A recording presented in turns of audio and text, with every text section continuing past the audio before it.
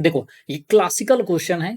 अगर आपको मास point geometry का कॉन्सेप्ट पे कमांड करना है, तो अगर आपको ये क्वेश्चन समझ में आ गया तो मास पॉइंट ज्योमेट्री को समझने में आपको कहीं कोई समस्या नहीं आएगी। ये क्लियर है। आपको दिया हुआ है कि ट्रायंगल पी क्यू आर है जिसमें Q S is equal to S R है, तो ये वैल्यू और ये वैल्यू आपस में क्या है, इक्वल है। That imply S mid point है। उसके बाद क्यू यू का वैल्यू एस यू के इक्वल है। क्यू यू कौन सा है, क्यू यू ये लेंथ और ये एस यू के इक्वल है। दैट इम्प्लाई यू भी क्या है, मिड पॉइंट है। P W equal to W S है। दैट इम्प्लाई ये पी डब्ल्यू है और ये डब्ल्यू एस है बेटा, तो ये भी क्या है, मिड पॉइंट है। दैट इम्प्लाई डब्ल्यू भी क्या हो जाएगा, mid point. S T parallel to R V, तो एस टी किधर है, ये रहा एस, पी पॉइंट है। अब ये किसके पैरेलल है, आर वी के पैरेलल है। दैट इम्प्लाई ये दोनों लाइन आपस में क्या है, पैरेलल है। ट्रायंगल पी टी एस की मैं बात करूं, पी टी एस में तो डब्ल्यू मिड पॉइंट है और वी डब्ल्यू पैरेलल है टी एस के, तो वी भी क्या हो जाएगा, मिड पॉइंट होगा। दैट इम्प्लाई ये दोनों लेंथ आपस में क्या हो जाएंगे बेटा, इक्वल हो जाएंगे। ये क्लियर है। नाउ अगर मैं ट्रायंगल बात करूं क्यू वी आर की, तो यहां पे T S parallel to V R है और एस मिड पॉइंट है क्यू आर का, तो टी भी क्या हो जाएगा, मिड पॉइंट हो जाएगा। दैट इम्प्लाई ये टी बी का जो लेंथ होगा वो टी क्यू के क्या हो जाएगा, इक्वल हो जाएगा। दैट इम्प्लाई अगर मैं ध्यान से बोलूं तो यहाँ पे पीवी का जो लेंथ होगा, ये जो लेंथ है वो इक्वल होगा वीटी के, और वो लेंथ किसके इक्वल होगा, टी क्यू के। यानी ये रेशियो 1:1:1 में डिवाइड होगा। आपको निकालना है area of P S x. That imply ये जो रीजन है, इस रीजन का एरिया और डिवाइडेड बाई पूरे ट्रायंगल के एरिया का रेशियो निकालना है पी क्यू आर का। ये क्लियर है। पी क्यू आर में एस मिड पॉइंट है, तो मैंने पी क्यू आर का जो एरिया है, area of triangle P Q R है, उसको मैंने क्या मान लिया बेटा, 1 यूनिट। तो अगर मैं आपसे पूछूं कि ट्रायंगल पी क्यू एस का एरिया कितना होगा, तो ये कितना बोलोगे आप, ये टोटल एरिया हाफ हो जाएगा। हमने इसी के हाफ पार्ट को कट करके यहाँ पे फिगर ड्रॉ कर दिया। ये क्लियर है। और जो मैंने क्वेश्चन एक्सप्लेन करा था उसके हिसाब से ये 1 यूनिट है, ये भी 1 यूनिट है और ये भी क्या है, 1 यूनिट है। और यहाँ पे ये दोनों भी आपस में क्या है, मिड पॉइंट है। और यहाँ पे क्यू यू भी आपस और यूएस आपस में क्या है, इक्वल है। ये क्लियर है। ध्यान से देखना, मैं फिर से बोल रहा हूं, अगर आपको ये क्वेश्चन समझ में आएगा ना तो मास पॉइंट ज्योमेट्री के किसी भी क्वेश्चन की ऐसी तैसी कर दोगे आप। अगर मैं पूछूं कि ट्रायंगल पी यू एस का एरिया क्या होगा, तो आप सिंपली बोलो कि ये हो जाएगा 1/4। वो इसलिए कि पूरे ट्रायंगल में एस मिड पॉइंट था, तो ट्रायंगल पी क्यू आर का एरिया अगर 1 है तो ट्रायंगल पी क्यू एस का एरिया कितना हो जाएगा, 1/2।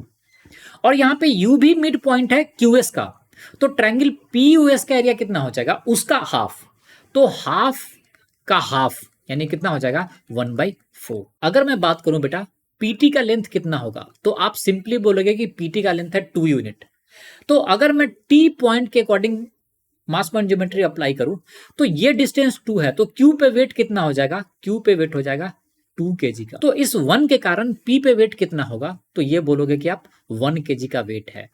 1 kg का वेट है जो किस डायरेक्शन में अप्लाई होगा, वो इस लाइन के अकॉर्डिंग अप्लाई होगा। ये इंपॉर्टेंट कॉन्सेप्ट है, ध्यान से सुनना। वो पीक्यू लाइन के अकॉर्डिंग वेट अप्लाई होगा 1 kg का। फर्दर अगर आगे मैं बात करूं बेटा, यहां पे Q और S के बीच में U मिड पॉइंट है, इक्वल है, तो मैं पूछूं S पे कितना वेट होगा, तो आप सिंपली बोलोगे कि यहां पे भी 2 kg का वेट होगा। ये क्लियर है।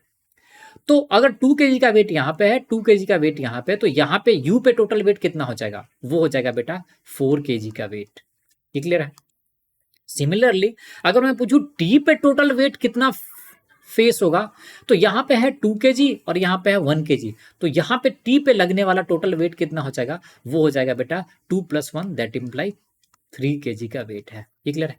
नाउ अगर मैं x पे बात करूं तो x पे टोटल कितना वेट होगा, x के वेट की अगर मैं कैलकुलेशन करूं बेटा तो टोटल वेट कितना होगा, देखो ts में यहाँ पे 3 kg का वेट है और s पे कितना है 2 kg का वेट है, तो यहाँ पे जो टोटल लगने वाला वेट होगा बेटा वो कितना होगा, वो होगा 5 kg का। तो इससे हमें एक बहुत इंपॉर्टेंट इंफॉर्मेशन मिल गया, यहाँ पे टोटल 5 kg का वेट लग रहा है और यहाँ पे 4 है, तो लाइन पी यू के अकॉर्डिंग इस लाइन पे लगने वाला वेट P पे कितना हो जाएगा, यहां पे है बेटा 4 kg, ये 4 डिस्टेंस के लिए होगा तभी तो 4 होगा, तो PX का जो लेंथ होगा वो कितना हो जाएगा, वो हो जाएगा 4 यूनिट। ये क्लियर है। और मैं पूछूं XU का लेंथ कितना हो जाएगा, तो XU का लेंथ बेटा होगा वो होगा 1 यूनिट। इस लेंथ के बदले वेट कहां पे आएगा, वो वेट आएगा यहां पे ये क्लियर है?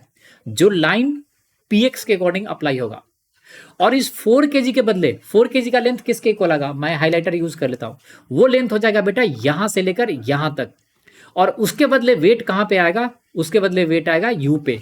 ये क्लियर है?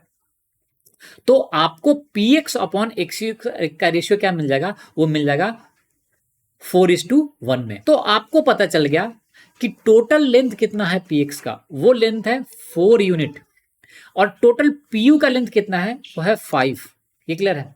और पूरे ट्रायंगल का एरिया कितना है pus का, वो है बेटा 1/4। तो यहां से 4 से 4 कैंसिल आउट हो जाएगा, तो ये एरिया कितना आ जाएगा 1/5। नाउ आपको क्वेश्चन में निकालना क्या था, आपको निकालना था triangle PSX divided by triangle PQR का एरिया निकालना था। तो PSX का एरिया कितना मिल गया था आपको 1/5 डिवाइडेड बाई PQR का ट्रायंगल का एरिया कितना आपने माना था, वो माना था बेटा आपने 1।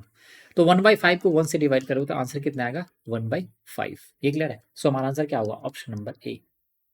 आई होप आपको ये समझ में आ गया होगा। देखो इस क्वेश्चन को थोड़ा सा लंबे मेथड से बताने का रीजन यही है कि आपको मास पॉइंट ज्योमेट्री अप्लाई करना समझ में आ जाए।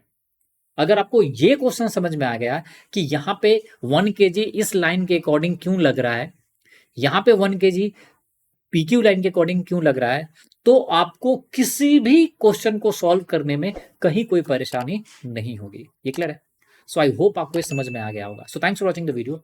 अगर आपको ये वीडियो पसंद आया तो प्लीज चैनल को लाइक करें, सब्सक्राइब करें और अपने बहुत अच्छे अच्छे दोस्तों के साथ शेयर करें। Thanks for watching the video once again.